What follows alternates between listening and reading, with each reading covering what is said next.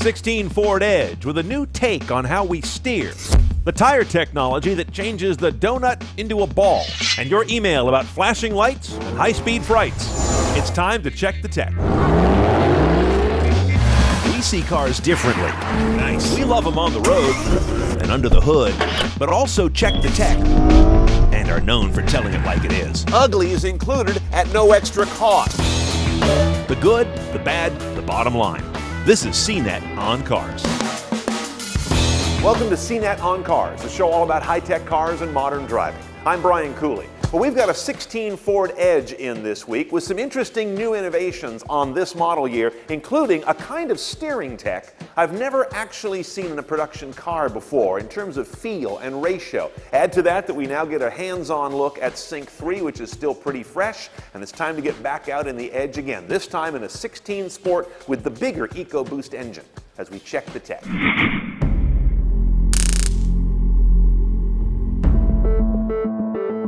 The Ford Edge was redone for model year 2015. Find an address. But redone again in many ways that are CNET style for 2016.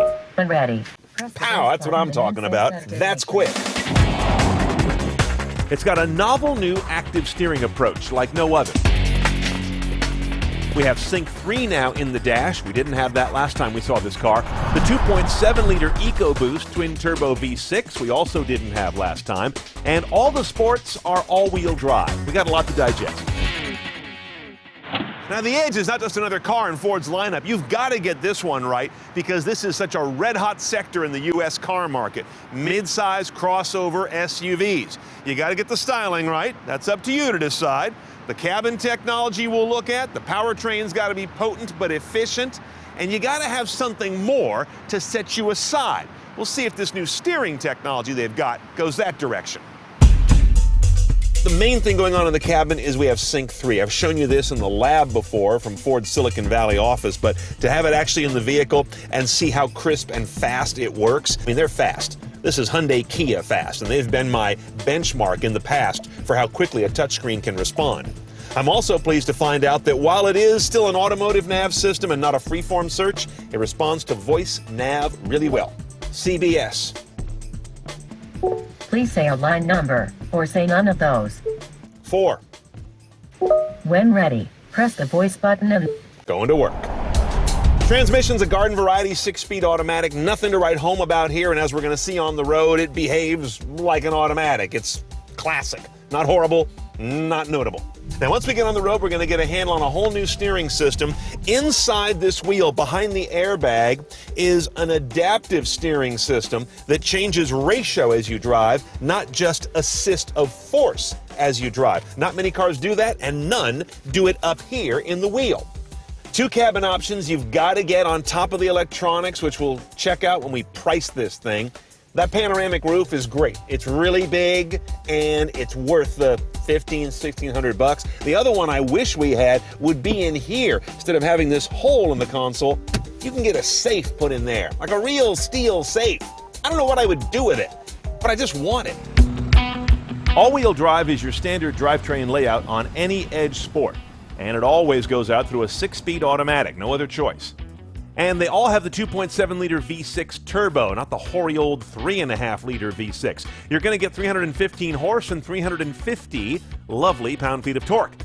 0 to 60 in well under 6 seconds. MPG does suffer with the bigger engine and all-wheel drive. 1724. Compare that to the 2-liter front-wheel drive car at 2028.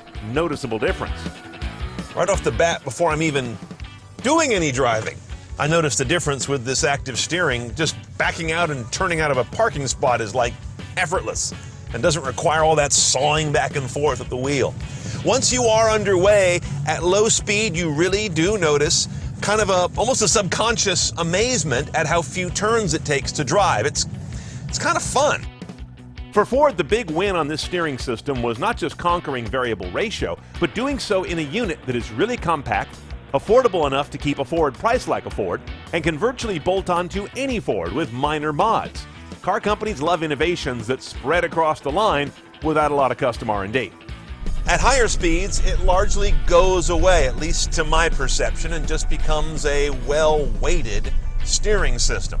It's a real joy to drive. It does have kind of a little bit of a grinding note to it under throttle. Not the best sounding engine, but where it isn't very exciting is the transmission. This 6-speed automatic kind of defines the word garden variety. It's a garden variety automatic. It's not crappy, but it's not sharp and razor-like as you would like to see with this engine's lack of lag and this steering's intuitive sharpness. Handling's good, by the way. There's not a lot of wallow in this car with a sport suspension. All in all, roll all that up with the high-quality interior. It's a pleasant car to spend time with. You feel like you got more than you paid for, although we'll see how much you pay for it in just a moment. Now, of course, the 16 Edge can be optioned up with all the usual Level 1 driver assists, like now adaptive cruise with lane departure warning and lane departure prevention. And the adaptive cruise also has braking intervention. And of course, you have blind spot and cross traffic tech, two sides of the same coin. Now, a 16 Ford Edge Sport is pretty much top of the stack. You're talking all-wheel drive, 2.7 EcoBoost, sports suspension, big tires and wheels, 41.3 delivered, and that's just the beginning. Add $3,150 for package 401A. That's got basically all the additional tech. $1,600 for that panoramic roof. I love that thing. $1,150 for adaptive cruise. It also has forward collision warning and brake assist. Now, my favorite option is the cheapest one, $330 for a safe in the console. The mind just reels at the opportunities. Now, make sure you buy smart and get your upgrade path in mind to have a way to get Apple CarPlay, Android Auto, and that Amazon Echo integration. Those are coming in phases and layers, but you want Sync Connect, which means you have a built-in LTE radio in the vehicle.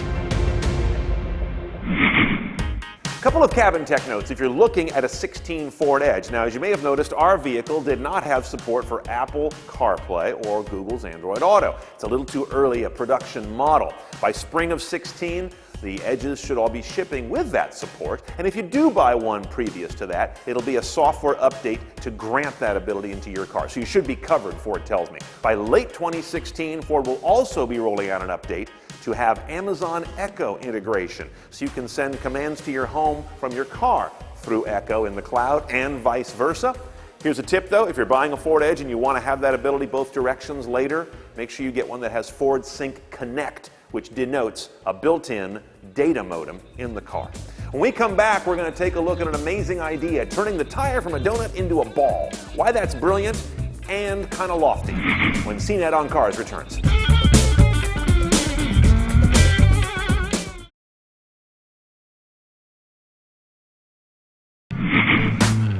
Welcome back to CNET on Cars. I was recently at the Geneva Motor Show where I saw a technology that looked absurd at first pass. And the more I thought about it, the more I thought it deserves a second look, as Goodyear's vision of a road to the future.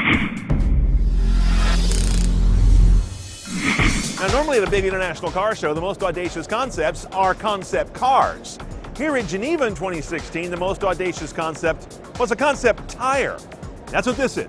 This is Goodyear's concept of a new tire called the Eagle 360. You see where the 360 comes from. They are radically rethinking the thing that gives you contact patch by imagining it as a ball upon which the car sits not with mechanical suspension, but with magnetic levitation. Stay with me here. It's about as Star Wars as we're going to get. Now let's talk about why that's important. When you've got a spherical ball wheel, you can orient this thing any number of ways. You can actually have multiple tread patterns embedded in one tire and rotate to select them. There could be a sport pattern, there could be a low resistance pattern, there could be various patterns for different types of driving, there could be a dry pattern, a wet pattern. You could rotate to them. You can't do that kind of thing now without a lug wrench and a greasy half hour. And very practically, you can also rotate the tire to even out tread wear, the ultimate rotation of tires in the traditional sense. Now let's talk about that tread itself. Now, if you look in here closely, you see a tread pattern, but then in between the grooves, a new kind of foam they're imagining that would be almost at the surface in dry weather. Then in wet weather, the pressure of water being forced through these grooves would push that foam back, creating, on demand, the kind of water evacuating channels it needs. And then when it's dry, rises back up to something with more of a contact patch. Very interesting. And even these rubber lands here would be made of a material that can sense water and get a little more gushy when they need to be for grip, and when they're dry, a little bit stiffer. Now, the last big thought around a spherical tire wheel assembly is that it allows interesting maneuverability. I mean, we're still trying to digest rear wheel steering, right? But this is all corner steering. It's even more ambitious. It allows all kinds of crab crawl maneuvers while cornering, obviously direct lateral parking, things you can't do now unless you're making a movie like The Matrix. Now, the downside. This requires not just a new kind of tire in the world, this requires an entirely new kind of car. Car makers have to get on board in a big way and re-engineer almost everything they do from 6 inches above the ground on up to about 12 inches. I mean, the whole underpinnings of a vehicle are going to be changed by this. That's a big ask. Oh yeah, and there's the magnetic levitation thing. But because this tire handles so many things that tires do badly today, it's worth keeping an eye on.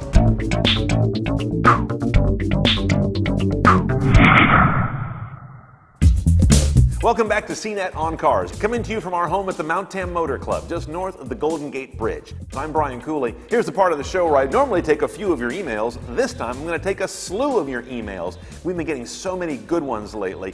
Really appreciate those. Let's get to it. We're actually going to skip top 5 this show so I can get in about twice as many as I normally do. First one comes in here from Kerleem S., who writes, I've recently noticed several new vehicles having a flashing center high-mounted stoplight. Every time the brake lights in front of me are activated, the CHMSL flashes and then goes steady. Do you know if this is a new safety requirement? Well, Kerleem, it's actually kind of the opposite. It's not a new safety requirement as much as it's actually kind of a controversial option to have on your car. Now, lighting in vehicles is dealt with by a federal code called the FMVSS, the Federal Motor Vehicle Safety Standards, and Part 108 is where they talk about lighting in particular. And in there, it specifies nationwide in the U.S. that stoplights need to be steady state or steady burn, depending on the language. That means they're either on or they're off, depending on whether you are actuating a braking device or not. So how is it possible then to have a flashing stoplight, wherever it's mounted?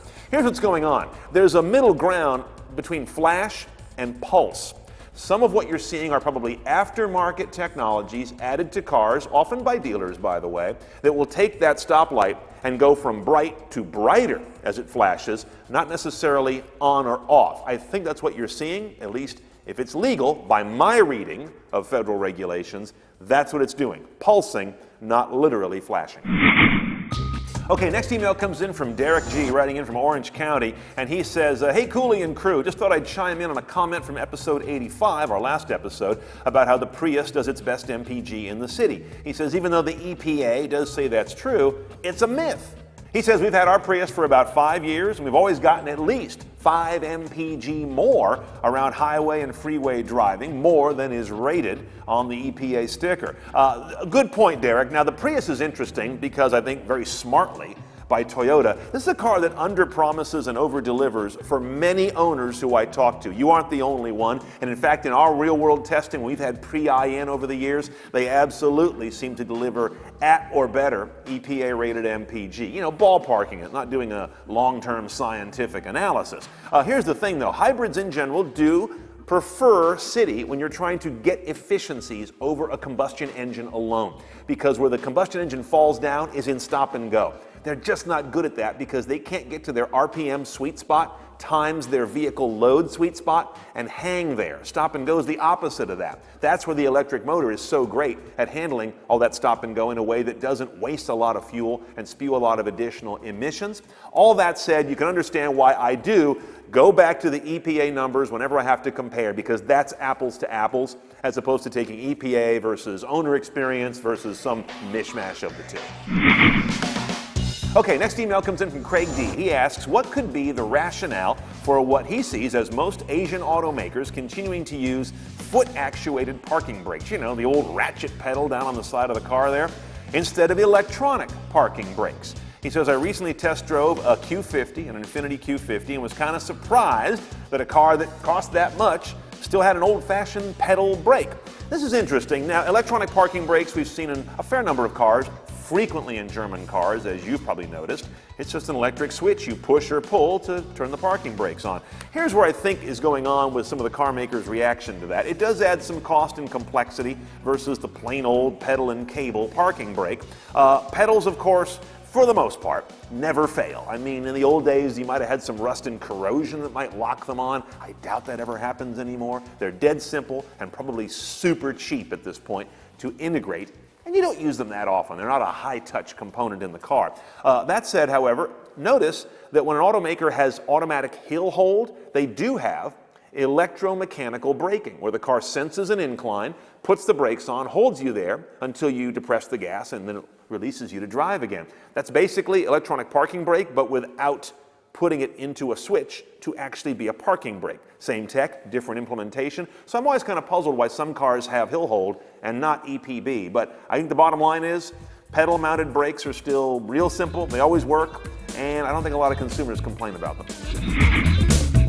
Okay, when I come back, more of your emails, including a question about warranties when you take your truck off-road, and why do cars go so fast? When CNET on Cars returns.